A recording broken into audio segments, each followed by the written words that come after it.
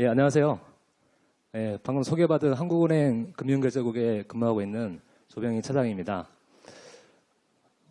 오늘 좀 뜻깊은 날인데 5.18 기념일인데 비도 오고 하는 날씨에 또 이렇게 시간 내주셔서 또 하는 금융 강좌에 관심을 가져주시고 또 이렇게 방문해 주셔서 감사드리고요.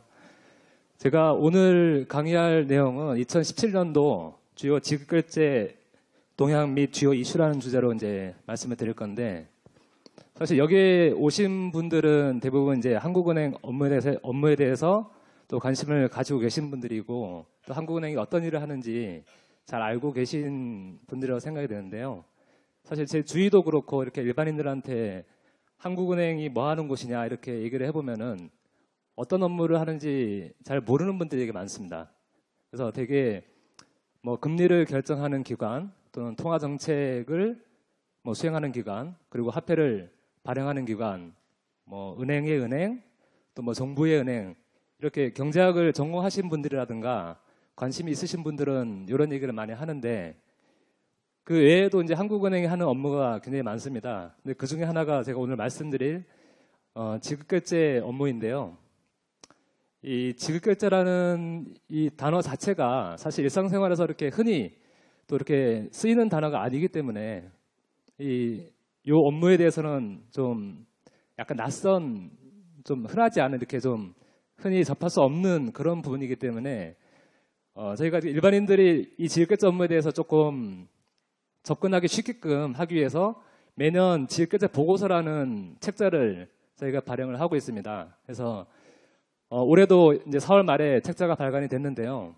이 책자 내용들은 한국은행 홈페이지에 가시면은 전문은 이제 다운받아서 보실 수가 있고요. 또 이렇게 제가 책자를 갖고 나왔는데 이렇게 책자가 있습니다. 그래서 이 책자를 사보셔도 됩니다. 사보셨는데 가격은 한 5,700원 정도 되고요. 근데 작년에 보니까 아무도 안 샀더라고요. 그래서 뭐 홈페이지에 다 있으니까 관심 있으신 분들은 다운 받으셔가지고 보시면 될 것 같습니다. 이제 오늘 이제 말씀드릴 내용은 파트 두 번째, 요게 핵심입니다. 그러니까 이제 작년도에 지급결제 동향이라든가 어떤 이슈들이 있었는지 이런 부분들을 중점적으로 이제 말씀을 드릴 텐데, 말씀드렸다시피 요게 그 일반인들의 낯선 분야이기 때문에 이제 첫 번째 파트에서 이 지급결제라는 개념이 뭐고, 또 우리나라 지급결제 시스템이 어떻게 구성이 되어 있고, 또 이 지급결제 분야에서 한국은행이 하는 역할이 어떤 것인지 간단하게 좀 제도 소개를 하고요. 그 다음에 작년도에 있었던 주요 동향이라든가 그런 이슈에 대해서 말씀을 드리겠습니다. 그리고 마지막으로 이제 한국 정책 방향에 대해서 이제 한국은행이 이 지급결제 분야에서 어떤 정책 방향으로 업무를 할 거라는 그런 방향을 이제 말씀을 드리겠습니다. 강의 시간이 한 1시간, 그러니까 주어진 시간이 2시간 정도 되는데, 이게 뭐 제가 이제 어떻게 빠르게 하냐에 따라서 뭐 1시간 반에 할 수도 있고요. 할 건데 내용이 조금 많습니다. 그래서 좀 이해가 쉽게끔 자세하게 설명을 드리다 보면 좀 시간이 길어질 수도 있는데, 일단 지급 파트 1을 한 40-50분 정도 하고요. 그래서 한 10분 쉬고 나머지 부분을 한 뭐 30-40분 정도 해서 그렇게 진행을 하겠습니다. 첫 번째는 지급결제 개념인데요. 저희가 사실 지급결제라는 단어를 일상생활에서 흔하게 이렇게 사용하는 것은 아니잖아요. 그래서 여러분들이 이렇게 편의점이라든가 어떤 마트에 가셔가지고 물건을 산 다음에 결제를 할 때 이렇게 돈을 현금을 지급하거나 뭐 신용카드로 이렇게 지급을 할 때 거기 이 판매하시는 분들이 뭐 결제 도와드리겠습니다 이런 얘기는 많이 하잖아요. 근데 엄밀하게 얘기하면은 그 말은 틀린 말입니다. 그래서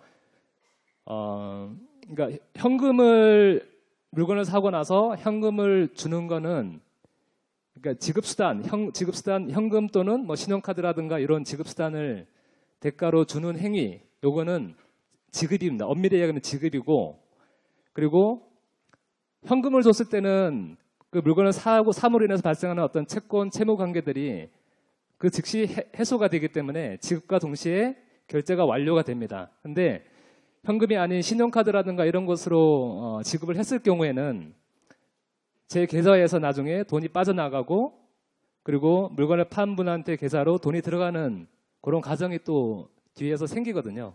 이런 과정들을 거쳐야지 결제가 완료가 되는 겁니다.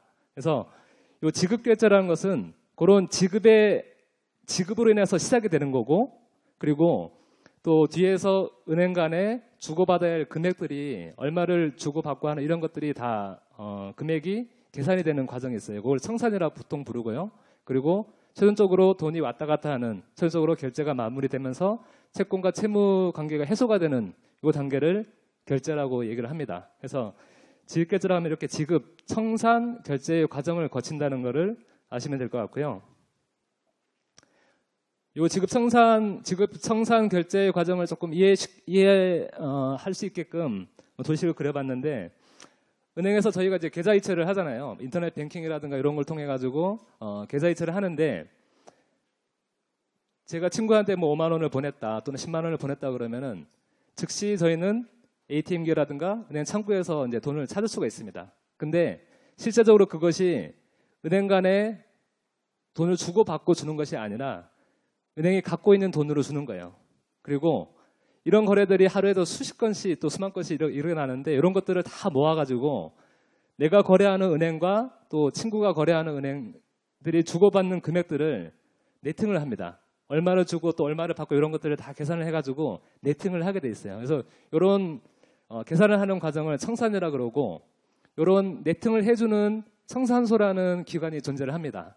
그래서 이런 뱅킹 업무에 있어서 청산소 기능을 하는 곳은 금융결제원에서 이 역할을 하고 있고요. 그래서 그 금액이 산출이 되면은 그 다음날 한국은행에 있는 뒤에도 말씀드리겠지만은 한은금융망이라는 결제 시스템을 통해 가지고 은행 간의 계좌에서 금액이 최종적으로 이체가 되면서 결제가 마무리됩니다. 그래서 모든 지급결제 시스템, 지급결제는 현금을 제외하고 이런 지급, 청산, 결제의 단계를 거친다고 이해를 하시면 될 것 같습니다. 그래서 이 지급 결제를 자금을 이체하는 방법에는 여러 가지가 있는데, 대표적인 게 총액 결제하고 차액 결제 방식인데, 그래서 총액 결제라는 것은 어떤 거래가 생길 때마다 그런 건건마다 이렇게 돈을 이체를 해주는 거예요. 그래서 내가 물건을 샀을 때 바로바로 돈을 주는 거, 이런 것이 총액 결제라고 생각하시면 되고요. 차액 결제는 그런 것들 건건마다 이렇게 결제를 하는 것이 아니라 모았다가 주고받을 돈을 다 모아가지고 계산을 한 다음에 특정한 시점에 순수한 네팅된 금액만 넘기는 것이 차액 결제라고 생각하시면 됩니다. 그리고 이 두 개를 혼합해 놓은 게 혼합형 결제고요. 근데 두 개마다 이제 장단점은 있습니다. 이 총액 결제 같은 경우는 돈을 줘야 할 시점을 미루지 않고 바로바로 주기 때문에 그런 돈을 떼인다거나 돈을 못 받을 위험이라든가 이런 신용 리스크라 보통 부르는데, 이런 리스크는 없습니다. 대신에 건건마다 돈을 줘야 되기 때문에 많은 또 자금이 필요하겠죠. 그래서 유동성이 많이 필요한 그런 부분이 있고요. 차액 결제는 네팅을 해가지고 주고받을 금액들을 이렇게 네팅을 해가지고 차액만 받기 때문에, 차액만 받거나 주기 때문에 돈이 이렇게 많이, 유동성이 많이 필요하진 않습니다. 대신에 그런 계산을 하고 특정한 시점에 줘야 되기 때문에 그때까지 기다리는 동안에 기관이 파산을 하거나 또는 도망을 가거나 이런 돈을 못 받을 위험은 생기는 거죠. 그래서 이런 것들을 신용 리스크라 그러고요. 이런 리스크가 생기는 위험은 있습니다. 그래서 이 두 개를 혼합해 놓은 거는 이런 금액 계산하는 과정을 매일매일 특정한 시간마다 계산을 해가지고 30분이면 30분, 5분이면 5분식으로 이런 식으로 특정한 시간마다 계속 연속적으로 하는 방식이 혼합형 결제라고 생각하시면 됩니다. 그래서 이거를 조금 이해를 하시려면은 이 그림을 보시면 되는데요. 이렇게 A, B, C, D라는 4개의 이제 거래 당사자가 있습니다. 그래서 A가 B한테 줘야 될 돈이 10이고 또 B가 A한테 줘야 될 돈이 30이죠. 그래서 이렇게 건건마다 거래마다 돈을 바로바로 주고받는 이 방식이 총액결제 방식이고요. 그래서 이 A, B, C, D 4개의 거래가 총 결제를 해야 되는 것은 12번이 이제 생기는 겁니다. 그리고 모든 돈을 다 주고받아야 되기 때문에 이걸 다 썸 해보면은 420이라는 유동성이 필요하게 되는 거죠. 근데 이 양 당사자 간 A와 B 간에 주고받아야 될 금액 10과 30을 네팅을 하게 되면은 B가 A한테 20만 주면 되는 거죠. 이렇게 양자간, 이걸 차감 방식이라고 하는데 이런 것들이 차액결제 방식입니다. 그래서 차액결제 방식에서 양자간, 양 당사자끼리 이렇게 차감해서 하는 방식이 있고요. 이렇게 되면은 결제 횟수는 6번으로 줄어들고 필요한 자금 규모도 180으로 줄어드는 거죠. 또 그런 반면에 이 가운데 청산소가 어떤 중앙의 기관이 끼어가지고 이 모든 거래 기관들이 주고받아야 될 금액을 다 전부 계산을 해줍니다. 전부 한꺼번에 계산해가지고 줘야 될 돈, 받아야 될 돈을 계산해가지고 한꺼번에 처리하는, 그러니까 다자간 차감 방식을 적용하게 되면은 결제에서는 4개로 줄어들고 유동성은 140으로 줄어들게 되는 거죠. 이런 방식으로 결제가 일어나고 있습니다. 그래서 이런 결제에 따라서는 항상 리스크가 이제 수반이 되는데, 이 결제 리스크라는 거는 결제가 예정대로 이제 이행되지 않거나 또는 받아야 될 자금을 못 받거나 또 줘야 될 자금을 주지 못함으로 인해 발생할 수 있는 어떤 손실 가능성, 이런 것들이 리스크인데, 받을 이제 자금이 규모가 크거나 또는 또 결제를 해야 될 이런 그 시기가 좀 늘어질 경우에 이런 리스크가 커질 수밖에 없는 거죠. 그래서 이런 리스크를 결제 리스크라고 보통 부르는데 이제 뭐 여러 가지 리스크가 있습니다. 그래서 이거를 조금 분류를 해보면은 그게 신용 리스크, 유동성 리스크, 그리고 운영 리스크, 시스템 리스크, 뭐 이외에도 뭐 법률 리스크, 뭐 평판 리스크 여러 가지 있는데 자금 측면에서 봤을 때 이런 리스크가 있습니다. 그래서 신용 리스크는 아까 말씀드렸다시피 뭐 하루 차액 결제하는 시간이 있어가지고 그 다음날에 받기로 했는데 못 받을 위험, 이런 것들이 신용 리스크고요. 유동성 리스크는 돈이 없어가지고 자금이 부족해가지고 결제 자금이 부족해서 주지 못할 위험을 유동성 리스크라고 얘기를 하고, 그리고 운영 리스크는 전산 시스템이 뭐 장애가 있거나 또는 전산 시스템을 운영하는 담당자들이 운영 미숙 때문에 어떤 그런 사고를 일으켰을 때 나타나는 리스크가 운영 리스크입니다. 4월 초에 삼성증권 배당 사고가 있었는데 그런 사고가 전형적인 운영 리스크라고 보시면 됩니다. 그리고 이제 이 결제 시스템에 참가하는 기관들이 여러 기관이잖아요. 그래서 한 기관이 이런 리스크를 일으켜가지고 다른 기관까지 리스크가 전염이 돼서 모든 이 결제 시스템이 망가지는 리스크, 가장 큰 리스크인데 이런 리스크를 시스템 리스크라고 보통 부릅니다. 그래서 이런 리스크를 지급 결제 분야에서는 제대로 관리하는 것이 관건입니다. 그래서 이런 거를 제대로 관리하고 운영할 수 있어야 되고요. 그래서 이런 리스크를 관리하기 위해서 여러 가지 방안들이 있는데, 사후적으로 이렇게 뭐 감독하고 점검하고 이런 것도 있지만은 실질적으로 이런 리스크가 줄어들게 하기 위해서 여러 가지 이제 제도를 두고 있는데, 대표적인 것이 이렇게 결제 주기를 단축하는 거. 아까 차액 결제에서 그런 계산을 한 다음에 그 다음 날 뭐 결제하는 것이 아니라 그 당일날 뭐 이렇게 좀 더 빠른 시간에 결제할 수 있게끔 그런 주기를 단축하는 거라든가, 또는 이게 결제가 이제 두 가지가 있는데, 그러니까 순수하게 자금을 주는 게 있고요. 그리고 자금을 주고 또 반대급부로 받는 게 있습니다. 이런 거를 가치 교환형 결제라고 그러는데, 대표적인 것이 증권 결제입니다. 그래서 저희가 주식을 투자를 하거나 뭐 채권을 사거나 했을 때 상대방한테 주식을 샀으면은 주식을 받는 대가로 자금을 줘야 되잖아요. 그래서 이런 가치를 교환하는 이런 결제 행태에 있어가지고 증권을 받았는데 자금을 주지 않거나 또는 자금은 줬는데 증권을 받지 못하거나 이런 리스크가 있을 수 있잖아요. 이게 시차가 차이가 나면은 그런 리스크가 발생을 합니다.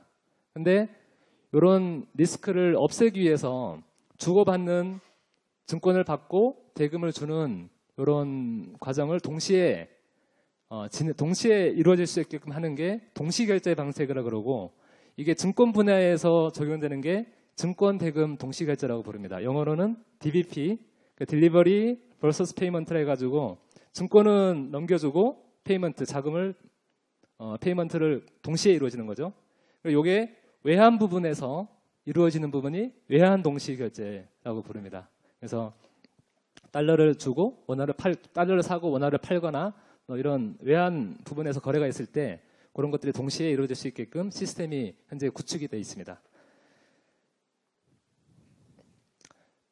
그리고 이제 지급결제 분야가 이제 분야에서 또 반드시 알아야 될 용어들이 몇 가지 있는데, 일단 금융시장 인프라라는 용어를 이제 많이 쓰는데요. 이거는 쉽게 생각하시면 지급결제 시스템과 이 지급결제 시스템에 참가하는 기관들을 통틀어서 지급결제 인프라라고 생각을 하시면 될 것 같고요. 그리고 이 지급결제 인프라가 어떻게 운영이 돼야 되고 어떤 식으로 관리가 돼야 되고 이런 것들을 규정하는 그런 원칙들이 있습니다. 이거를 국제기구인 BIS, 지급결제은행이라고 그러는데 그 산하에 CPMI라는 기구하고 IOSCO라는 기구가 그런 원칙을 정한 게 있어요. 그래서 그런 원칙을 PFMI라고 하고 있고, 모든 지급결제 시스템에 참가하고 있는 기관들은 이 PFMI 원칙에 의해서 시스템을 운영을 하고 있고 또 당국으로부터 이렇게 검사를 받고 있습니다. 그리고 이제 이 CPMI하고 IOSCO는 국제기구인데 이런 PFMI도 운영을 하고 있고 또 중앙은행 같이 공동으로 이런 검사도 하고 있는 이런 국제기구라고 생각하시면 됩니다. 그리고 자금결제 시스템, 뭐 증권결제 뒤에 말씀드리겠지만은 증권결제 시스템, 뭐 외환결제 시스템 여러 가지 있겠지만 자금을 주고받는 시스템을 자금결제 시스템이라고 보통 부르는데, 크게는 한국은행이 운영하는 거액결제 시스템과 또 금융결제원이 운영하는 소액결제 시스템으로 이렇게 구분을 하시면 되고요.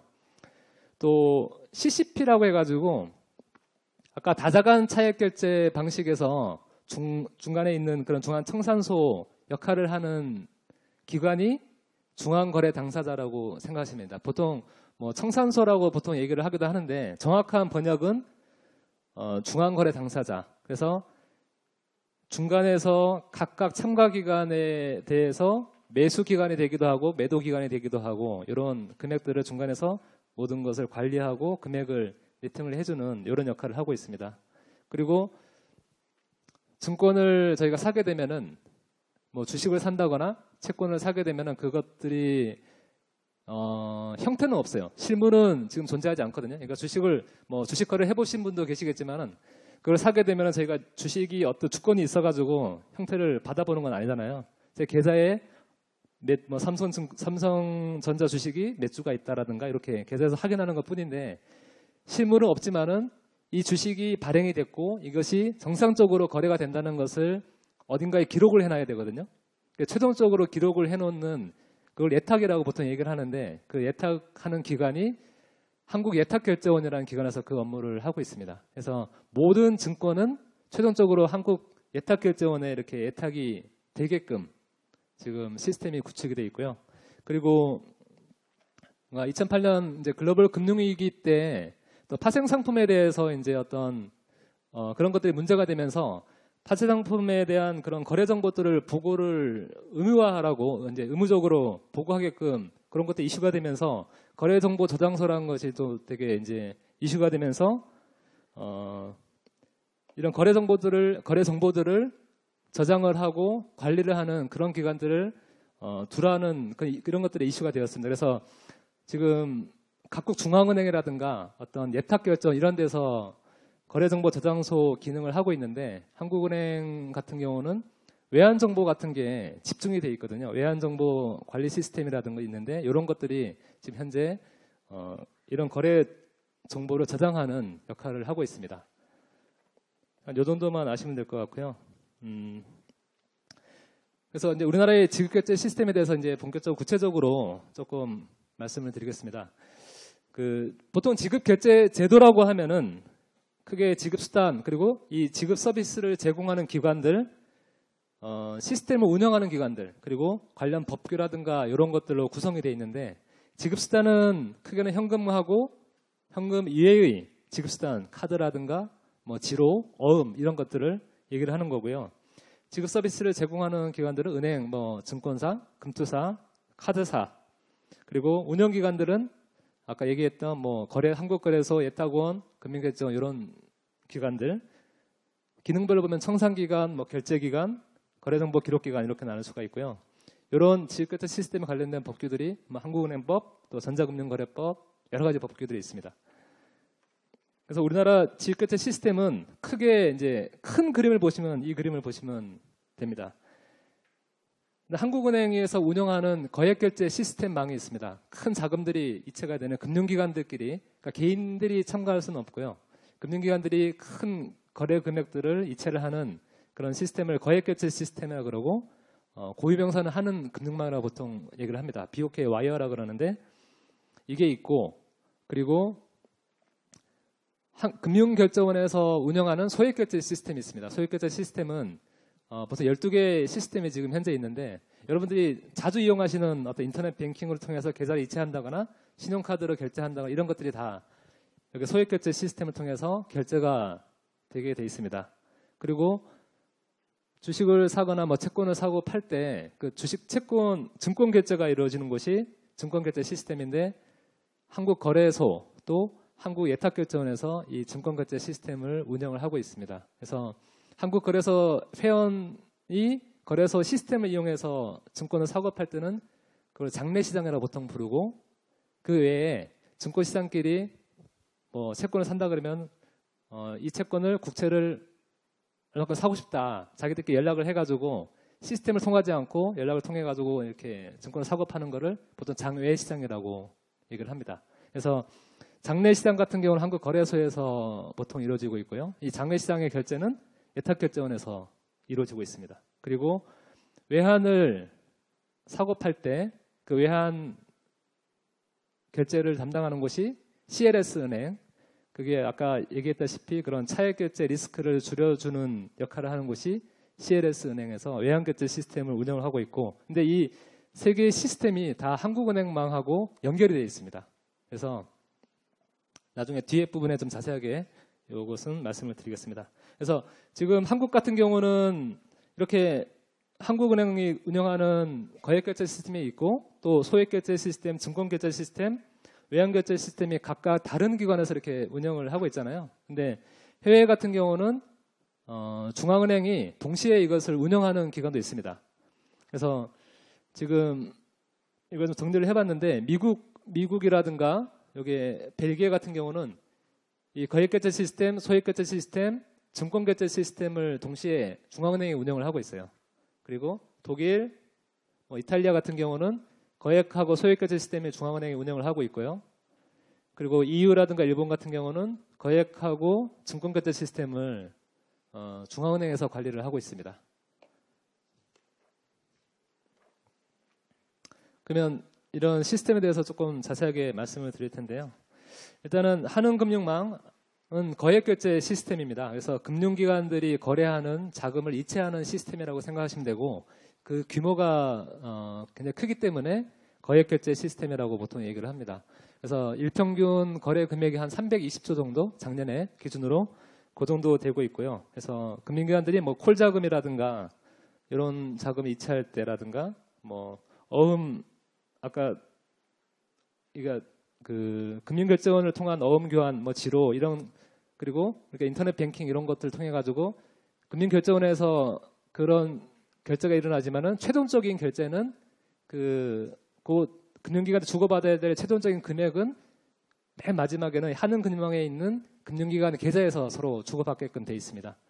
그리고 증권대금 동시결제, 그러니까 그 증권을 사고 팔 때도 대금이 결제되는 것은 이 한은금융망에 있는 계좌에서 결제가 이루어지게 돼 있고요. 그리고 또 외화자금도 마찬가지고, 이런 국공채를 발행한다거나 이런 관련된 자금들도 모든 것들이 한은금융망에서 지금 현재 이루어지고 있습니다. 그래서 이 한은금융망에 가입을 하고 싶다 해가지고 무조건 가입을 하는 건 아닙니다. 그래서 금융기관들이 굉장히 많은데 모든 금융기관들이 한은금융망에 가입이 되어 있는 건 아니고, 일정한 기준을 충족을 해야 됩니다.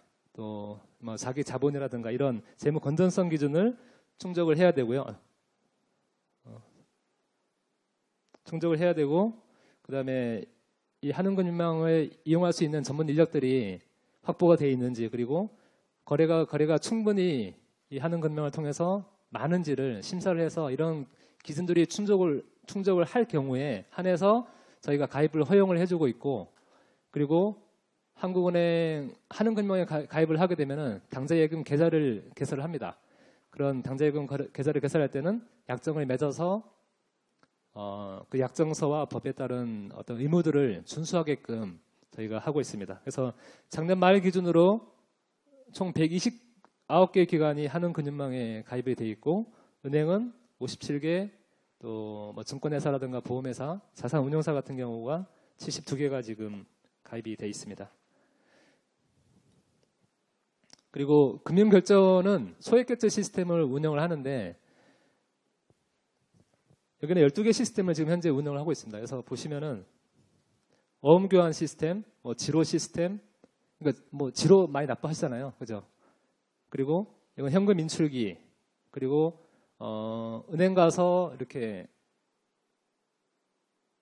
그 무통장 입금이라고 그러나요? 그런 거, 무통장 입금 이런 게 타용한 시스템이고, 또 직불 카드, 그리고 대량의 자금을 이체하는 CMS, 그리고 지방은행들끼리 결제하는 지방은행, 그리고 금융권들이 만든 좀 선불카드 비슷한 K캐시, 그리고 기업 개인 간 전자상거래, 그리고 요건 인터넷 뱅킹 같은 거, 그리고 기업 간 거래, 전자상거래, 국가 간 ATM, 그러니까 다른 나라에 가서 신한은행 카드를 가져가가지고 다른 나라에 있는 ATM기에서 뽑을 수 있는 이런 국가 간 ATM, 이런 망들을 현재 금융결제원이 운영을 하고 있고요. 그리고 최종적으로 이런 거래가 일어났다고 하더라도 금융기관끼리 주고받는 최종적인 결제는 한국은행망에서 최종적으로 일어나게 됐습니다. 그래서 계좌 이체를 하더라도 그 금융기관들이 주고받아야 할 금액들을 네팅을 해서 그 차액 금액이 다음날 오전 11시에 한은금융망에서 이루어지는 형식으로 지금 소액결제 시스템이 운영이 되고 있습니다.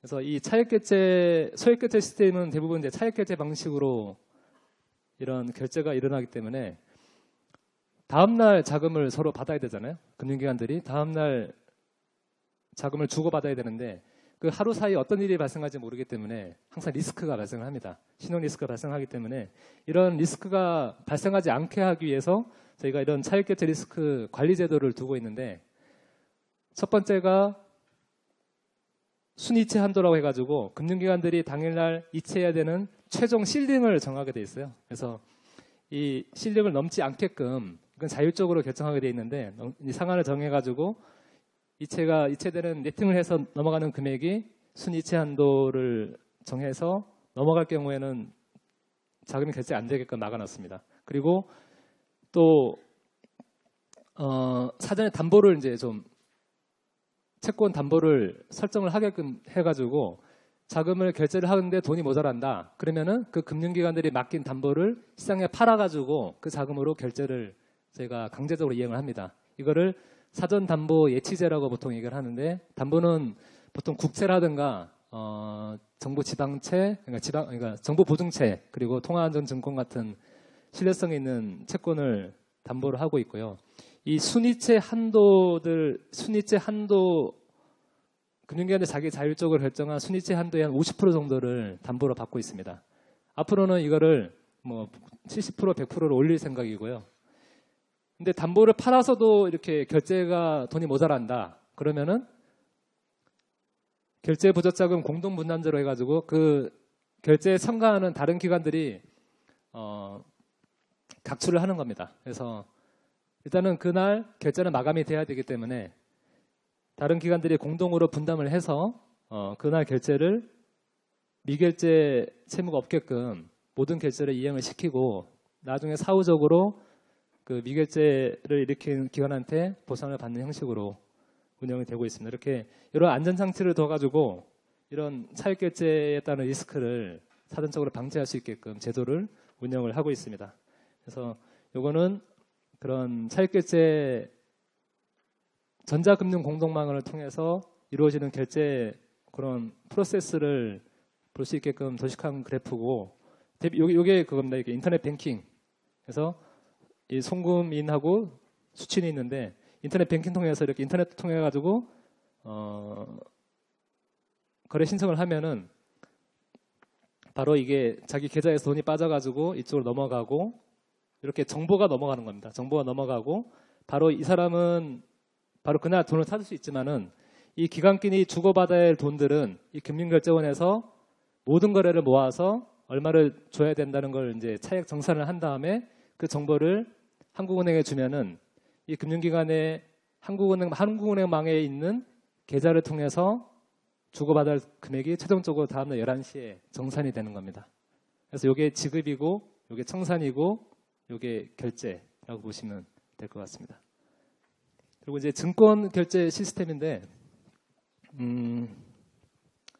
이거는 이제 증권의 인도와 또 대금의 지급이 동시에 이루어지는 DBP 시스템이라고 보통 얘기를 하는데 여기는 한국거래소하고 예탁결제원이 이제 큰 역할을 합니다. 그래서 시장에서 한국거래소에서 거래를 할 수 있는 기관들은 보통 개인들은 거래를 잘 못하죠. 못하고 그 기관들이 회원으로서 이렇게 거래를 하는데 이런 이 한국거래소에서 일어나는 거래에 대해서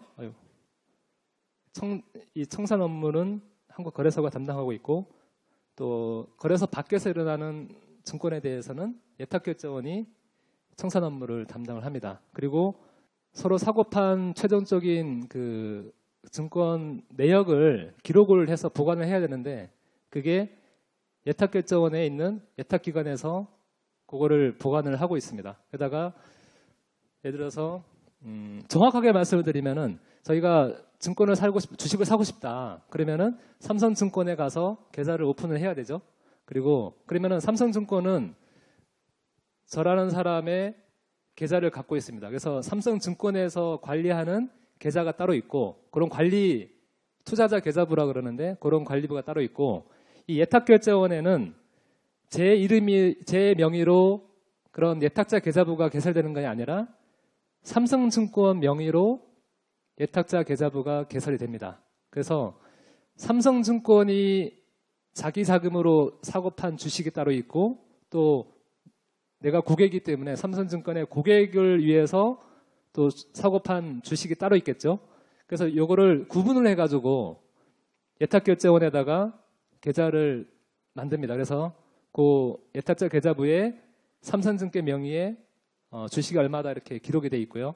또 삼성증권은 또 나름대로 자기가 갖고 있는 주식의 양 그리고 금액 그리고 고객이 갖고 있는 주식의 양 금액을 갖고 있는데 같이 이렇게 기록을 해서 관리를 하고 있는데 이것이 매일매일 예탁결제원하고 그 삼성증권 사이에 잔액이 맞는지 대사 작업이 매일매일 이루어집니다. 그래서 그런 식으로 관리가 되고 있고 실제로 거래가 일어나가지고 주식이 저한테서 다른 사람한테 넘어갔다. 그러면은 그 삼성증권의 계좌에 있는 계좌에서 이렇게 넘겨주면 돼요. 이렇게 기록을 이 사람 갖고 팔았으니까 이걸 지우고 이쪽에다가 기록을 넘겨주면 되는 거예요. 시스템적으로 이렇게 다 전자적으로 모든 기록이 일어나는 겁니다. 그리고 이 증권의 이체는 이 예탁결제는 장부에서 이렇게 기록을 옮기는 방식으로 증권의 이체가 일어나고 거기에 수반되는 대금 결제는 이 중앙은행하고 상업은행에서 일어납니다. 그래서 뭐 주식이라든가 어떤 국채라든가 이런 채권들은 다 중앙은행에 있는 한은금융망 계좌에서 대금 이체가 일어나고 일반 사채라든가 이런 것들은 일반 상업은행, 일반 은행에서 대금 결제가 일어나고 있습니다. 그래서 요거 증권 대금 결제를 이제 도식화한 건데 보시다시피 여기 한국은행에 있는 결제회원 계좌, 뭐 삼성증권, 대우증권이라 그러면은 삼성증권에서 대우증권으로 이렇게 계좌가 이렇게 돈이 넘어가는 거고요. 그리고 예탁결제와 있는 삼성증권, 그러니까 대우증권 계좌에서 삼성증권 계좌로 증권이 이렇게 이체되는 겁니다. 요 증권이 이체하는 거하고 대금이 이체하는 것이 동시에 발생을 하는 거죠. 시스템 연계돼가지고 이걸 DBP라고 얘기를 합니다.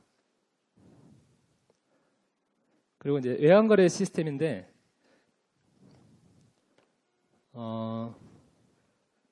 CLS 은행이라고 있는데요. 이 CLS 은행이 이 외환결제에 따른 리스크를 줄이기 위해서 중간에서 역할을 하는 겁니다. 그래서 이 CLS 은행이 한국은행망에 계좌를 갖고 있어요.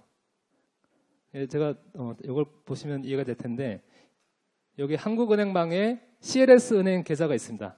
그리고 지금 잘 안 보이시죠? 여기 지금 거래 예시를 보시면은 A은행하고 B은행이 있는데 A은행이 달러를 팔고 원화를 사는 거래고 B은행은 원화를 팔고 달러를 사는 거래를 일으켰는데 이런 외환거래가 체결이 되면은 B은행은 원화를 A은행에 줘야 되고 A은행은 달러를 B은행에 줘야 되는 거잖아요. 그래서 이게 근데 받고 주고 하는 것이 어떤 시차가 있으면은 리스크가 발생하기 때문에 이 CLS 은행의 한국은행망에 하는 금융망에 있는 CLS 은행 계좌에다가 얘네들이 자기들이 거래하는 그러니까 CLS 은행의 결제 회원이면은 직접 줘도 되는데 결제 회원이 아닌 기관 같은 경우는 이 은행이 거래하는 결제 회원 은행을 통해서 자금을 넘기게 돼 있습니다. 그래서 이런 결제 회원 은행들이 원화를 이렇게 CLS 은행 계좌에 넘기고 달러를 CLS 은행 계좌에 넘기는 이 과정을 페이인이라고 보통 부르고요. 그래서 이런 거래를 다 모아서 CLS 은행이 자금을 정산한 다음에 최종적으로 결제될 금액을 넘겨주고 달러 얼마큼 넘겨주고 원화를 얼마큼 넘겨주고 이런 것들을 하는 것을 페이아웃이라고 보통 얘기를 합니다. 그래서 이런 식으로 CLS 은행이 동시에 계산해서 한꺼번에 휙 넘겨주는 이런 식으로 동시에 외환거래가 동시에 이렇게 이루어질 수 있게끔 지금 시스템이 구축이 되어 있고 그렇게 거래가 이루어지고 있습니다.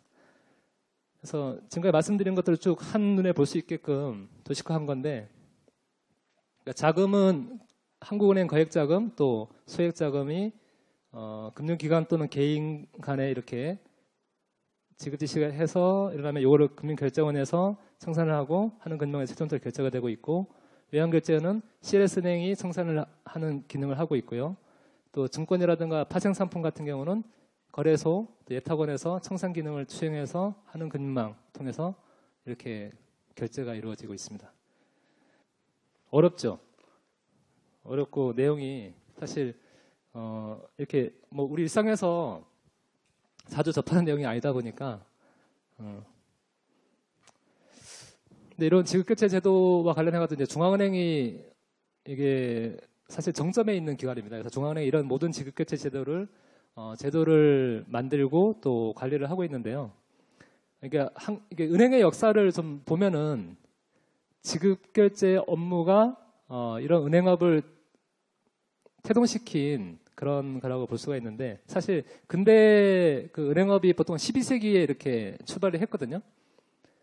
그때 이제 지중해 지역에 이탈리아라든가 이런 지역에 이제 상업이라든가 무역이 발달을 하면서 이런 상거래에 수반되는 자금을 보관해주는 그런 업자들이 있었어요. 그래서 이 사람들이 근데 당시에 이렇게 보면은 이 돈이라는 게 지금은 현금처럼 지폐였지만은 그 당시에는 금 또는 은, 동 이런 걸로 그러니까 어떤 광물을 가공해가지고 만든 그런 금속 화폐들을 사용을 했었습니다. 근데 이게 광산에서 또 광물을 캐가지고 가공을 해야 되다 보니까 그 공급이 충분하지 않았고 또 사람들이 지금은 위조를 못하게 잘 이렇게 법으로 딱 제도화되어 있지만은 그 당시에는 충분히 위조가 가능했습니다. 그래서 금을 막 갈아요. 이렇게 요만한 귀곡으로 써라고 했는데 이걸 막 갈아가지고 이제 그 부스러기를 모아가지고 또 다른 금을 만들고 이런 이제 화폐 디베이스먼트라 보통 얘기를 하는데 그런 화폐 위조하는 그런 그러니까 주화를 변조하는 그런 것들이 좀 많았고요. 그러다 보니까 실제 상거래에서 이런 동전들이 쓰이는 것이 아니라 이 동전을 어떤 보관을 해주고 대신에 영수증을 발행하는 형태로 그런 업무를 하는 기관들이 생겨났어요. 그래서 거기서 이제 은행업이 시작이 되는데 그러면서 그 영수증을 통해서 거래를 한다거나 또는 A와 B라는 사람이 어떤 상거래를 했을 때 내가 이 사람한테 뭘 팔고 돈을 이만큼 받기로 했으니까 당신이 중간에서 이 계좌를 좀 관리를 해달라 해가지고 장부에다가 이렇게 이체하는 방식으로 그런 식으로 금융이 시작이 됐습니다. 그래서 어떻게 보면 지급결제라는 것이 은행업의 효시라고도 볼 수가 있고요. 그래서 그런 방식으로 이렇게 은행업이 시작이 돼가지고 나중에 그 자금을 모았다가 그 기관들이 대출을 해주기도 하고 또는 다른 기관에 투자를 해주고 하는 이런 대출과 투자 업무는 어떻게 보면 금융결제 업무의 부수 업무라고도 볼 수가 있고요. 그러니까 은행업은 크게 이제 지급결제 업무로부터 시작이 됐다 이렇게 생각을 하시면 될 것 같습니다. 그러다 보니까 그러니까 민간에서 이런 대출 업무, 투자 업무를 하다 보니까 돈을 빌려줬는데 못 받잖아요. 못 받거나든가 뭐 투자를 했는데 상당히 파산한다거나 이런 것들이 자꾸 문제가 되다 보니까 공공기관이 좀 필요하겠구나 해서 공공은행들이 생겨났고 그게 발전된 것이 중앙은행이라고 생각을 하시면 됩니다. 그래서 중앙은행은 어떻게 보면 이 지급결제 제도로부터 생겨났고 이거와 같이 발전해 왔다 이렇게 생각을 하시면 될 것 같고요. 현재 중앙은행은 이 지급결제 제도 분야에서 여러 가지 역할을 하고 있는데 크게는 이제 저희가 화폐를 발행하잖아요. 그러니까 지급결제 수단을 발행하는 것도 있고 또 한은금융망 같은 거액결제 시스템을 운영을 하기도 하고 또 금융기관들이 자금 결제할 때 돈이 모자라거나 이럴 때 돈을 빌려주는 역할을 합니다. 그리고 금융기관들이 이 지급결제 시스템을 잘 운영하고 있는지 또 감시 업무도 하고 있고 또 건전성 감독을 또 하고 있고요. 그래서 한국은행법에 이제 한국은행의 목적이 물가 안정도 있지만 금융 안정도 하나의 목적으로 추가가 됐습니다. 그래서 이 금융 안정이라는 것은 금융 시스템이 원활하게 이렇게 작동될 수 있도록 관리를 하는 건데 이 금융 시스템이 원활하게 작동되는 그 전제가 이런 지급 결제 제도가 안정적으로 또 효율적으로 운행되는 것이 수행되는 것이 기본 전제가 돼야지 금융 안정이 이루어질 수 있기 때문에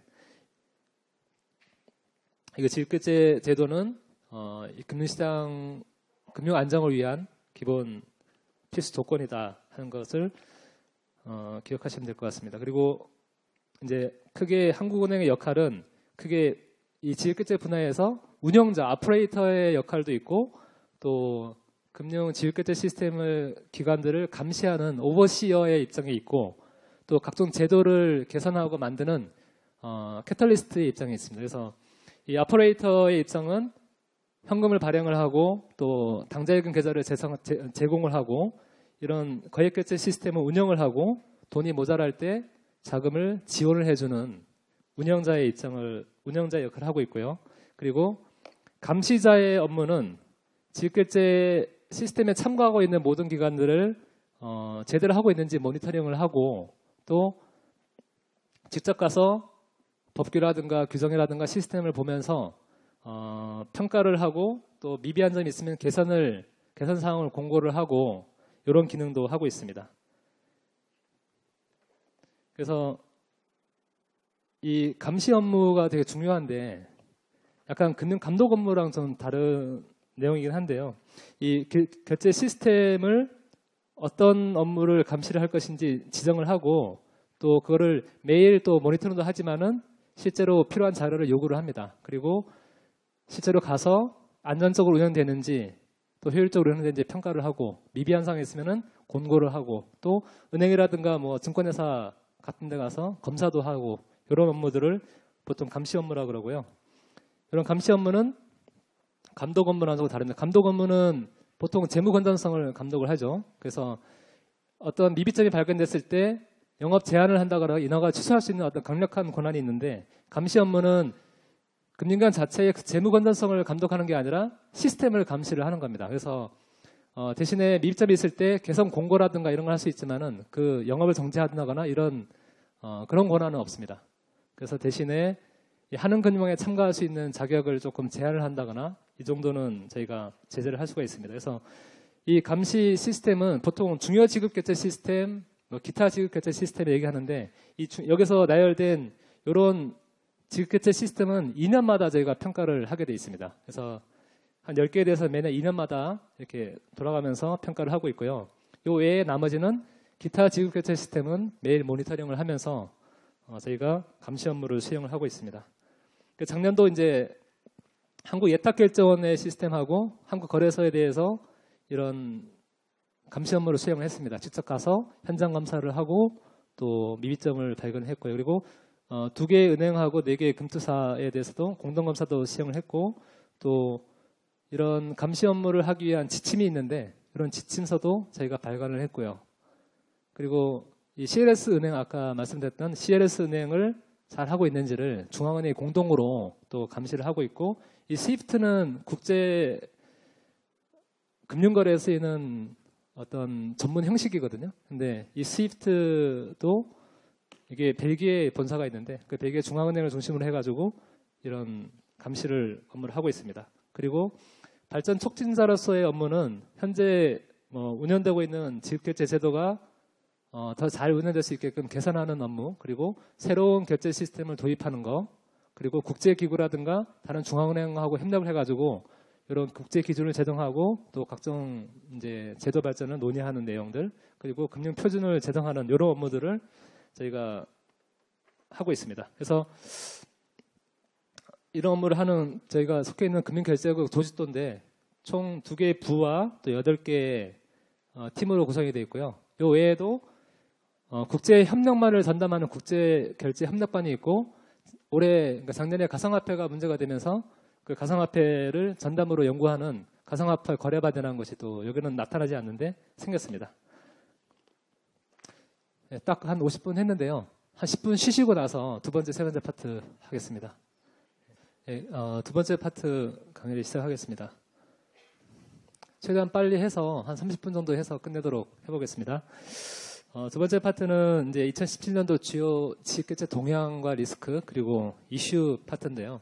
동향과 리스크는 사실 통계를 분석을 한 겁니다. 그래서 이 부분은 간단하게 넘어가고 이제 주요 이슈에 대해서 좀 구체적으로 말씀을 드릴 건데 여러 가지 이슈가 있었지만은 크게 4가지를 이렇게 짚어봤습니다. 그래서 첫 번째가 모바일 금융 서비스 쪽이고 또 관심이 많으실 것 같은데 블록체인, 분산 원장 기술, 그리고 가상화폐 쪽, 그리고 업무 보건력, 또 동전 없는 사회 이렇게 4가지만 말씀을 드리겠습니다.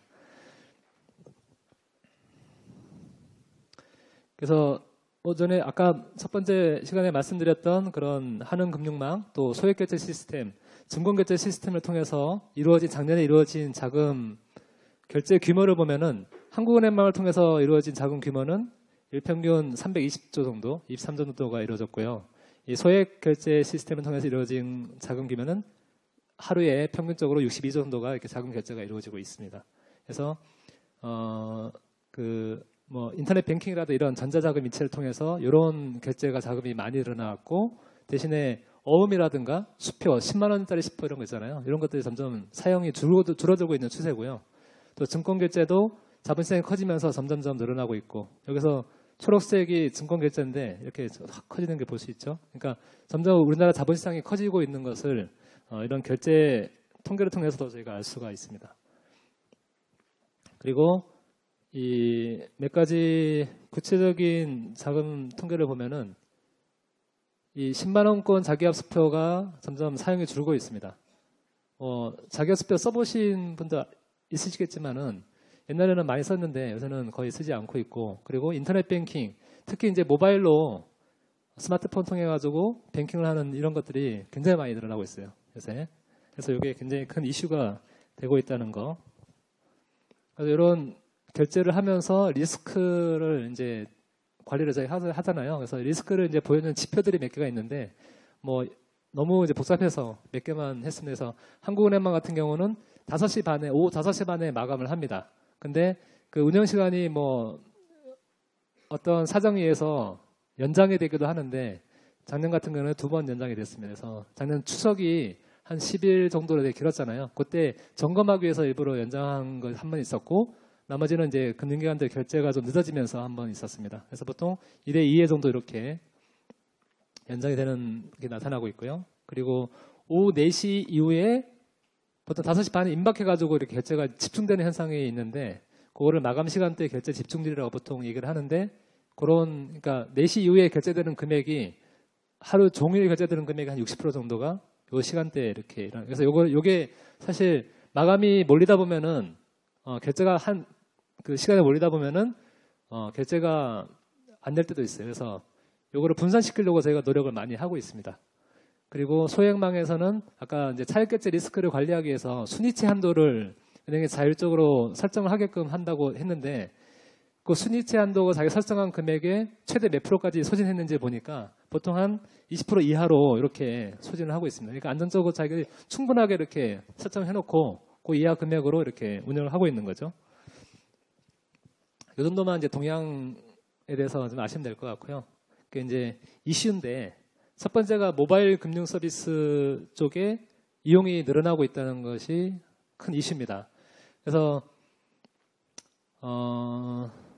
스마트폰은 대부분 갖고 있더라고요. 요새 한 90% 이상 거의 100% 스마트폰을 갖고 있어가지고 이 스마트폰을 이용해가지고 인터넷 서비스 뭐 여러 가지 할 수 있지만 이제 금융 서비스로 봤는데 한국인터넷진흥원에서 설문조사를 해보니까 스마트폰하고 PC를 이용해서 인터넷 쇼핑하는 비율을 물어보니까 이 설문 응답한 사람 중에 90%가 스마트폰을 통해서 인터넷 쇼핑을 한다.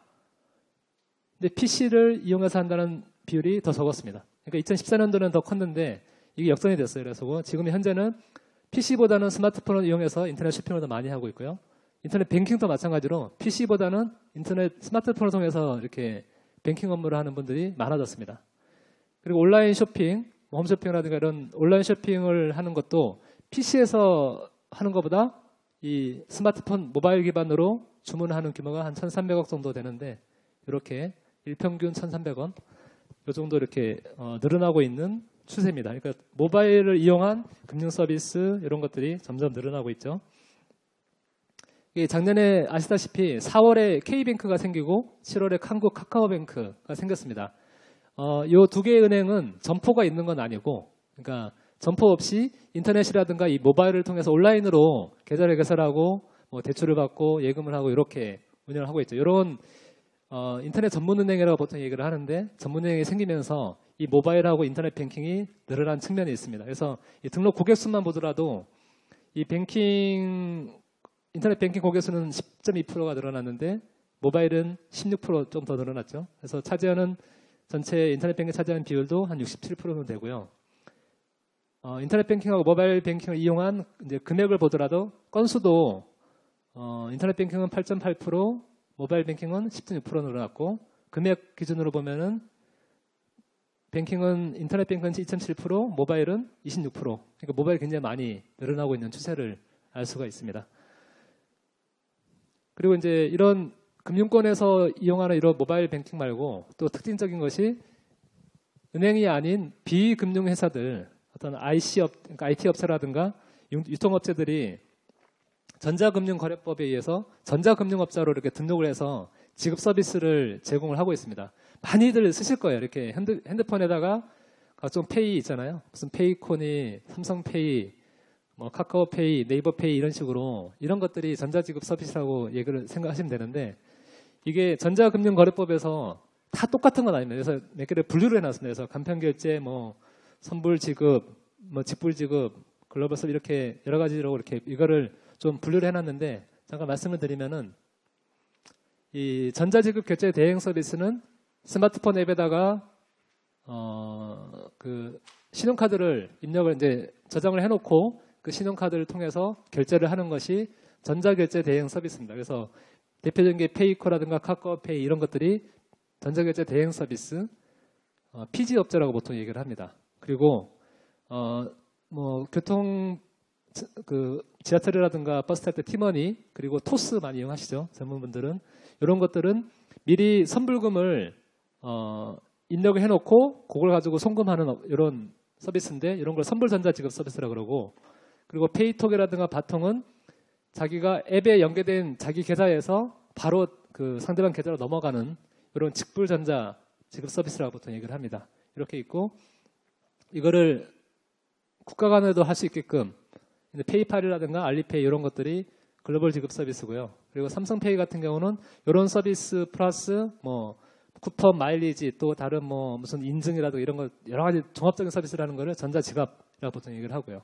그래서 이렇게 구분이 되어 있습니다.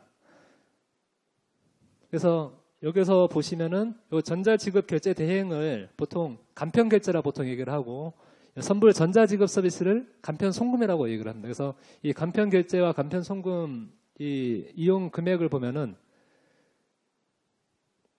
그러니까 이게 모든 간편결제업자를 다 등록한 건 아니고 13개 업체, 13개 업체를 대상으로 조사를 한 건데 샘플을 본 거죠.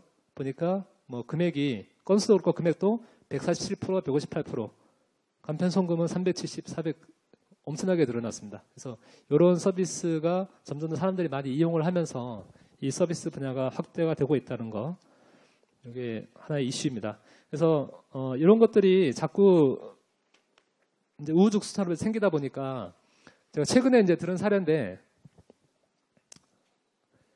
이런 페이를 이용해 가지고 사기를 치시는 분들도 있더라고요. 그래서 무슨 페이다 하면은 아 이게 뭐 새로운 서비스인가 보다 하고 바로 이렇게 무슨 앱을 다운받아 가서 설치하지 마시고 이런 페이들 이런 서비스를 제공하는 업자들은 금융위원회에 항상 등록을 하게 돼 있습니다. 그래서 금융위원회 홈페이지에 가셔가지고 등록이 돼 있는 업체인지 확인을 꼭 하시고 설치를 하는 게 좋습니다.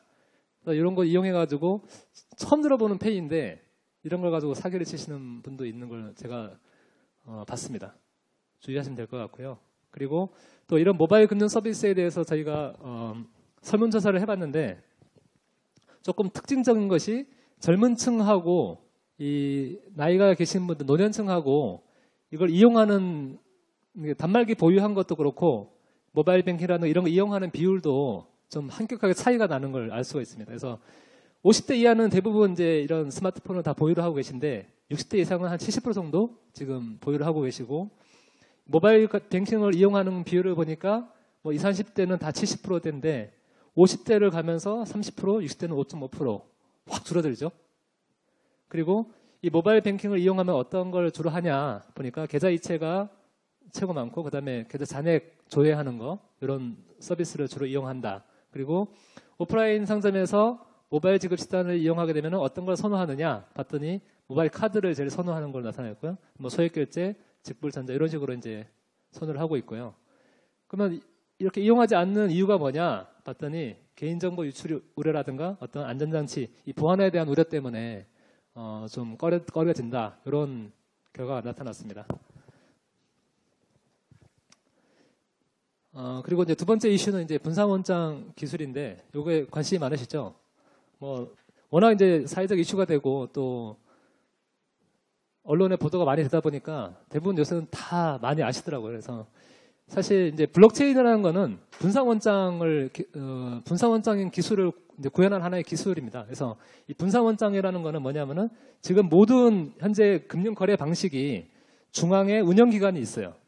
그래서 한국은행, 금융결제원, 예탁결제원, 거래소처럼 중앙의 운영기관이 모든 금융거래 중앙에서 통제를 관리를 하면서 운영이 되고 있습니다. 저희가 부동산 거래를 하더라도 거래소, 그러니까 그 중개인이 계약서 쓰고 하잖아요, 중간에서. 그런 식으로 운영기관이 끼고 모든 금융거래가 일어나고 있는데 이 분산원장 방식은 이 운영기관을 없애고 각각이 직접 하겠다. 그러니까 PTP 방식으로 각자가 자기가 각각 그 원장, 장부를 갖고 있고 거래가 일어날 때마다 거기서 직접 기록을 하겠다는 방식이 분산원장 방식입니다. 그래서 이 분산원장 기술은 정확하게 국제기구가 정의하고 있는 거는 요겁니다. 네트워크의 각 노드는 이런 단위로 보시면 되는데 각 노드가 분산 및 동조화되어 있는 원장을 검증하고 변화를 기록할 수 있는 제반 기술 및 절차 이렇게 정의를 하고 있습니다. 그래서 블록체인은 이런 거래가 생길 때마다 그 거래를 모아서 블록을 만들고 그 다음 블록을 만들고 이런 것을 이렇게 체인처럼 연결해 놓는 방식이 블록체인 방식이고요. 이 블록을 만들기 위해서 일종의 인센티브로 지급하는 게 이제 가상통화. 보통 진짜 통화란 말이 엄밀하게 말하면 좀 틀린 말인데 지금 최근에 G20 회의에서는 암호 자산이라는 표현을 쓰더라고요. 그래서 이런 가상통화는 이 블록체인의 거래에서 파생되는 이 통화인데 이게 현재 일부 대금 결제에도 쓰이고 있고 또 대부분 투자 대상으로 지금 사용이 되고 있죠. 근데 이런 분산원장 방식이 이제 장점하고 단점을 정확하게 아셔야 되는데 보통 이제 장점으로 얘기되는 게 크게 이제 이렇게 해킹이 불가능하다. 그러니까 중앙 운영기관이 있을 때는 중앙 운영기관만 해킹을 하면은 모든 시스템을 이제 정보를 털 수가 있는데, 이거는 각 노드가 모든 기록을 갖고 있기 때문에 그 수많은 노드를 다 해킹을 해야지 정보를 알 수가 있기 때문에 이런 해킹이 불가능하다는 보안성이 가장 우수한 장점으로 지금 나타나고 있고, 그다음에 중앙 운영기관이 불필요하기 때문에 이 탈중계성이 있고, 그리고 이 중앙 운영기관이 뭐 시스템이 망가지거나 했을 때 다른 시스템까지 망가지는 어떤 단일 실패자 위험이라고 그러는데, 그런 위험이 줄어드는 측면도 있고요. 그리고 뭐 아시겠지만 이더리움이라든가 이런 것들은 이 스마트 계약을 구현할 수 있는 플랫폼으로서 역할을 합니다. 그래서 이런 기반 기술을 제공해가지고 다양한 플랫폼, 금융, 또 뭐 송금, 무역, 또 공공 뭐 인증, 보험 이런 분야에서 다양하게 활용할 수 있는 그런 기반 기술 역할할 수 있는 확장성이 있는 이런 장점이 분산원장 기술이 갖고 있는 거고요. 근데 대신에 단점은 이걸 운영하다 보니 제일 큰 단점이 이 사회적 비용이 너무 크다는 거. 실제로 올해 모건스탠리에서 추정을 해보니까 이 채굴을 하는데 전력량이 120에서 140테라와이트 정도 이렇게 소요된다고 예상을 했습니다. 그래서 이거는 아르헨티나 연간 전력 사용량 규모와 맞먹는 규모고요. 그리고 실제로 우리가 다른 지급수단 신용카드라든가 이런 거를 사용하는 것보다 거래 수수료가 실제 거래에서는 해보면은 시뮬레이션 해보면 굉장히 높게 나옵니다. 그래서 처리 속도를 빨리 하기 위해서 이런 높은 수수료를 요구를 해요. 그리고 또 이게 가치 변동이 워낙 크다 보니까 그런 가치 변동을 상쇄하기 위해서 이 높은 수수료를 요구를 합니다. 그래서 실제 이런 단점이 있고요. 그리고 또 이 참가 기관이 중앙 운영 기관이 없다 보니까 어떤 이해상충이 생겼을 때 이것을 조정할 수 있는 기관이 없다 보니까 이것이 조정이 어려워가지고 뭐 하드포크 들어보셨죠? 그래서 작년에 비트코인이 비트코인 캐시, 비트코인 콜드로 쪼개지는 이런 현상도 나타났고요. 그리고 지금 이 채굴자들이 실질적으로 소수가 시장을 대부분 장악을 하고 있습니다. 그래서 비트코인 같은 경우는 2.5%의 채굴자들이 96%의 비트코인을 갖고 있습니다. 그래서 이런 소수 채굴자들이 점점 더 커지면서 이거를 장악할 수 있는 어떤 이런 우려도 있고, 이 외에도 몇 개가 있는데 요 정도 단점이 있다는 거 아시면 될 것 같습니다. 그래서 이런 분산 원장 기술에 대해서 중앙은행도 굉장히 큰 관심을 가지고 있고, 실제로 이 분산 원장 기술이 실제 금융거래에서 사용될 수 있는 한을 검증을 해봤습니다. 그래서 각국의 뭐 일본은행, 유럽중앙은행, 캐나다, 싱가포르, 홍콩 이런 중앙은행들이 자기들이 운영하는 그런 총액결제 시스템에 적용해보기도 하고, 또 금융기관들이 갖고 있는 자금이체 시스템에다가 이 기술을 적용해가지고 모의 실험을 해본 겁니다. 그래서 정말로 사용할 수 있는지 이런 검증을 해보고, 또 저희도 작년 9월부터 한 5개월에 걸쳐가지고 은행 자금이체 시스템에다가 모의 시스템에다 테스트를 해봤습니다. 해봤는데 결과를 보니까 처리 속도 면에서 좀 불안하더라 하는 게 공통적인 결과였습니다. 그러니까 속도가 그렇게 빠르지 않다는 거예요. 네, 실제로 그렇습니다. 그리고 이제 한국은행이 실험을 했는데 작년 9월부터 1월까지 이렇게 실험을 했고요. 테스트를 했고, 실제로 지금 그 국내 대형 금융기관들이 만든 컨소시엄 R3 CEB가 있는데 애들이 운영하는 프로그램 코다라는 게 있는데 그 프로그램을 갖고 실제 거래 데이터를 입력을 해서 저희가 모의 테스트를 해봤거든요. 해봤는데 여기에 거래 인증되지 않은 그런 참가기관들이 새로 들어올 때는 그걸 막아주는 보안성은 되게 훌륭했습니다. 그리고 새로운 거래가 생길 때, 새로운 참가기관들이 들어올 때 충분히 기존 시스템이 잘 굴러가는 그런 확장성도 되게 우수했는데, 대신에 처리 속도가 너무 늦게 나왔고요. 처리 속도 되게 느려졌고, 그리고 이 시스템이 어떤 장애가 생겼을 때 새롭게 이 시스템이 또 구동될 수 있게 복원하는 능력 측면에서는 굉장히 기존보다 못하다는 이런 결과가 나왔습니다. 그래서 이게 뭐 여러 가지 뭐 또 사람마다 다른 의견이 있을 수 있겠지만은 저희가 테스트한 결과는 이렇게 나왔다는 것을 아시면 될 것 같습니다. 그리고 이제 가상통화가 워낙 이제 작년에 급등하고 또 사회적인 이슈가 되다 보니까 각국에서 이제 이 가상통화에 대해서 규제를 하고 있죠. 그래서 크게 규제 방향은 세 가지라고 보시면 됩니다. 이렇게 소비자를 보호하는 측면이 있고, 그리고 불법 행위를 방지하는 측면, 과세를 공정하게 하자, 이런 측면에서 다 접근을 하고 있습니다.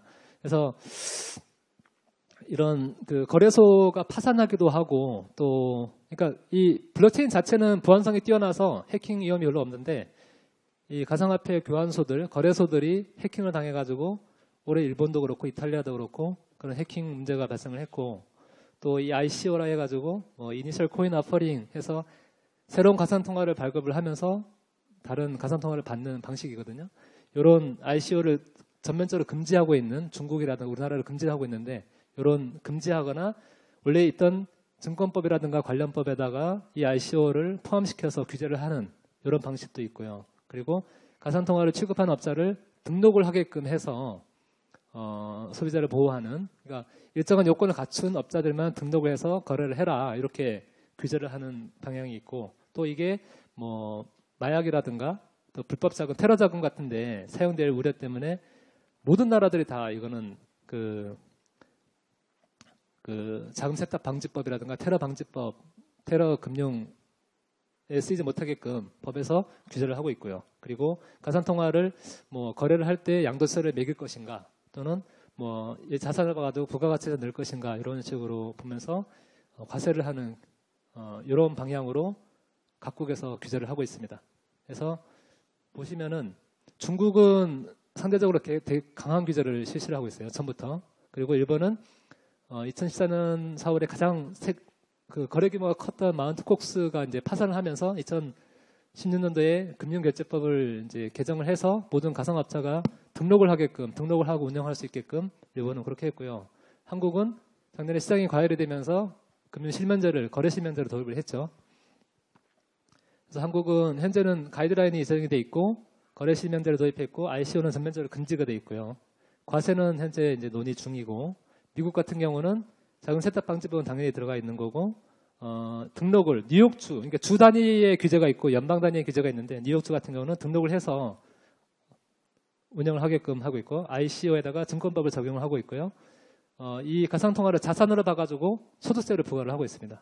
부가가치세는 이제 미부하고 있고요. 중국은 교환소도 다 폐쇄를 했고 ICO는 물론이고 교환소 접근 자체를 다 차단을 하고 있습니다. 그리고 일본 같은 경우는 자금결제법을 개정을 해가지고 등록을 하게끔 돼 있고 상품으로 봐가지고 소득세를 매깁니다. 여기서는 그래서 기타 소득으로 이제 기타 소득세로 잡히는데 이런 식으로 이제 규제가 이루어지고 있습니다. 그래서 뭐 부가가치세는 홍콩이라든가 뭐 싱가포르 이런 데서는 부가가치세 했다가 다시 그걸 이제 안 하는 방향으로 또 하는 그런 데도 있고요. 이제 저희도 어떻게 할 것인지 지금 정부에서 논의를 하고 있는데 한국은행도 여기서 큰 역할을 하고 있습니다. 그리고 이제 세 번째는 업무 복원력인데요. 2016년도에 방글라데시 중앙은행이 해킹을 당했어요. 그래서 그 스위프트라는 전문 시스템이 있는데 그게 굉장히 복잡하거든요. 거의 뚫릴 수가 없는 구조로 되어 있는데 그게 해킹을 당해가지고 그 이후로 이제 이 사이버 공격에 대한 우려가 이슈가 되게 부각이 돼서 작년에도 대만이랑 네팔 상업은행이 스위프트가 이제 해킹을 당하면서 자금 유출이 된 사건도 있었고 국내 ATM 관리업체 고객 정보가 유출된 사건도 있었고 또 랜섬웨어라든가 또 지금은 뭐 북한하고 이렇게 관계가 좋지만은 작년 말까지만 해도 그 EMP 폭탄이라 해서 이 폭탄을 터뜨리면 모든 전산 시스템이 마비가 되는 이런 폭탄에 대한 우려도 굉장히 큰 이슈가 있었습니다. 그리고 이제 아시다시피 경주 포항에서 지진이 발생하면서 이런 사이버 공격이라든가 대규모 자연 재난이 발생했을 때 지휘결제 시스템을 빨리 회복을 시켜야 되는데 어떻게 할 것인가 여기에 대한 것이 큰 이슈가 됐었습니다. 그래서 이런 재난에 대해서 발생했을 때 물론 예방하는 게 최선이겠지만은 어쩔 수 없는 자연 재난 때문에 시스템이 피해를 입는다 그러면은 신속하게 업무를 재개하는 게 중요하잖아요. 그래서 이런 재난에 대한 시나리오를 준비해서 신속하게 물적, 인적 대응 방안을 구축하고 또 데이터가 날아가면 안 되니까 그런 것을 백업하는 제2전산센터라든가 백업센터 그리고 거기에 충분한 전산 자원과 인적 자원을 구축하는 것이 필요하다. 이런 게 있습니다. 그리고 이런 걸 위해서 항상 BCP라 해서 그러니까 업무가 지속될 수 있게끔 그런 프로세스를 구축을 하고 있습니다. 그래서 이런 업무 지속 계획을 지속적으로 보완을 하고 있고 또 금융기관들하고 한국은행하고 협동으로 모의훈련, 이런 시나리오를 가정해서 모의훈련을 항상 실시를 하고 있고 작년에 3차례 진행을 했고요. 그리고 금융권들이 자기들 데이터를 자기 본점에도 두지만은 공동으로 관리하는 데이터 소산센터를 구축하는 이런 지금 작업도 진행을 하고 있습니다. 그리고 그 국제기구에서 만든 그런 감시 지침서를 후속 작업으로 이런 지침들을 자꾸 만들고 있는데 이런 걸 적용을 해가지고 시스템이 원활하게 돌아갈 수 있게끔 저희가 감시 업무를 진행을 하고 있습니다. 그리고 마지막 이슈는 동전 없는 사회인데 한 해 동전을 만드는 데 드는 비용이 2000년부터 2016년도 평을 내보니까 한 842억 정도 이렇게 들었어요. 굉장히 많이 들죠. 근데 이런 사회적 비용을 좀 절감을 하고 사실 저희가 동전 거의 안 쓰잖아요. 뭐 편의점 가서 이렇게 물건 사면 거스름돈 받을까 그 정도인데 그런 동전을 좀 줄이자 해가지고 동전 없는 사업 시범 사업을 작년 4월부터 추진했습니다. 그래서 편의점에서 물건을 사고 잔돈을 받을 때 동전을 실물로 받는 것이 아니라 자기가 소지하고 있는 카드에다가 적립을 시켜준다거나 이런 식으로 하는 거거든요. 그래서 작년 말 기준으로 6개 유통업체, 이런 세븐일레븐, 이마트 이런 업체들이 이 시범 사업에 참여를 했고 또 이런 그 카드는 뭐 L포인트 이런 업체들이 참여를 해가지고 36,500개 매장이 참여를 했네요. 이렇게 시범 사업을 작년에 진행을 했는데 보니까 일평균 한 600만 원 정도 이 정도가 적립이 이제 이 카드에 일평균 하루 평균 600만 원 정도가 이렇게 적립이 되는 이런 실적을 냈습니다. 그러니까 굉장히 작년에 동전 발행액이 122억으로 줄었죠. 98년 이후 최저치인데 저희는 나름대로 성과가 있었다 이렇게 평가를 하고 있고요.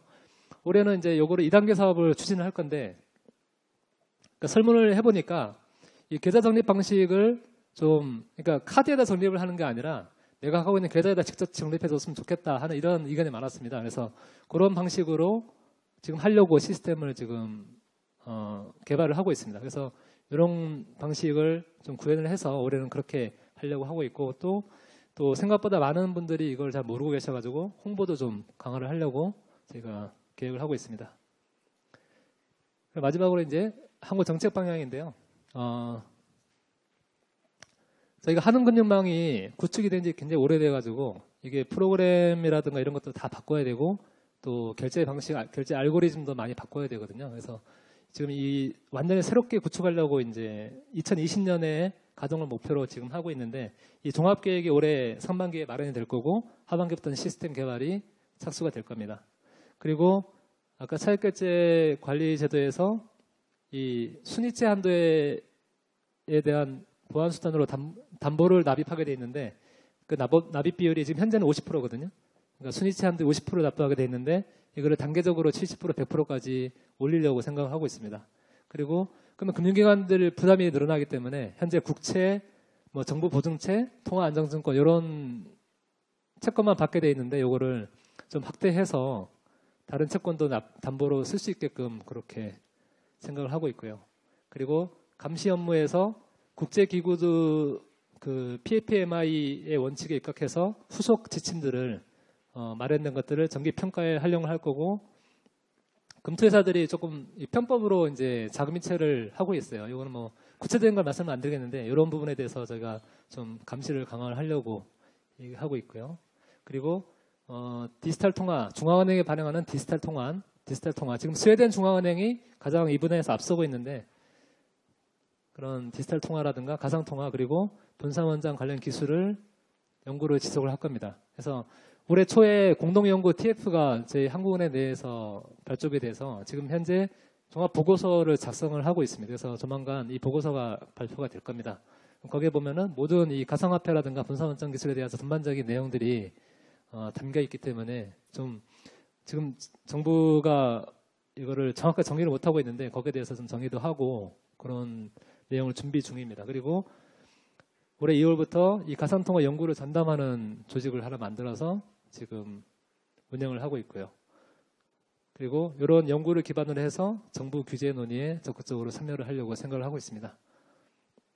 그리고 아울러서 그 CPMI 이런 국제기구를 중심으로 해서 지역결제 관련 국제 논의에도 지금까지 열심히 참가하고 이제 국제회의 참가하고 했는데 그것도 열심히 할 거고 거기서 나온 정보들을 정책에도 반영을 할 거고 그리고 동아시아 그 아시아 태평양 그 중앙은행 그룹 이제 워킹 그룹 제가 의장이거든요. 2년 동안 의장 역할을 했는데 앞으로 2년 더 하게 이제 지금 그렇게 결정이 됐으면서 의장으로서의 어떤 그런 국제 논의도 선도를 하고 이런 역할도 하려고 하고 있습니다. 그래서 현재 지금 국제 회의에서 이제 좀 주요 논의되는 주요 이슈들은 이런 것들입니다. 그래서 PFMI 그런 지역결제 시스템을 규정하고 있는 원칙들을 관한 세부 지침들을 마련하는 것들. 작년에 2014년, 16년, 17년 이렇게 마련됐잖아요. 이거 말고도 좀 계속 이렇게 이런 작업들이 이루어지고 있고 이건 세계적 이슈이기 때문에 여기에 대한 조사 연구도 공동으로 하고 있고요. 그리고 이런 해킹이라든가 보안 사고를 예방하고 있는 그런 보안 강화 방안 이런 것들이 이슈가 돼서 지금 국제적으로 논의가 되고 있습니다. 예, 이상으로 좀 긴 시간 들어주셔서 감사드리고 혹시 질문 있으시면은 한 몇 개만 받고 마치겠습니다.